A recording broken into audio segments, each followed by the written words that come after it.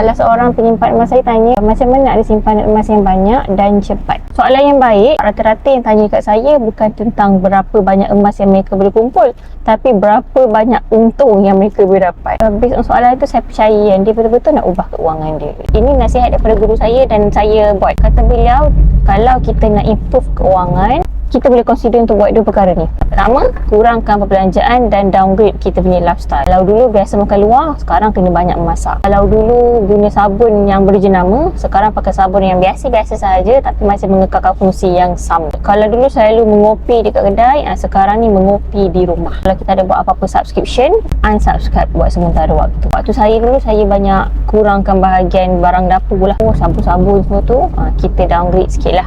Pakai sabun yang biasa-biasa je. Dan yang kedua, kata guru saya, kena tambah pendapatan. Sejujurnya tuan-puan, nak menabung ni memang kena ada duit lebih. Jadi untuk dapatkan duit lebih tu, jual masa kita buat kerja part time ke OT ke untuk dapatkan duit ekstra dan menyimpan. Carilah peluang-peluang pekerjaan yang ada tu.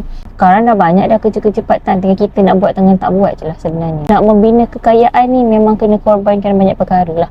Orang hanya nampak selepas kita berjaya, tapi orang tak nampak di sebalik sebuah kejayaan tu kita korbankan banyak perkara. Saya doakan segalanya dipermudahkan. Jadi bagi tuan-puan yang nak improve keuangan dengan simpanan emas, boleh hubungi saya untuk saya kat cara bermula.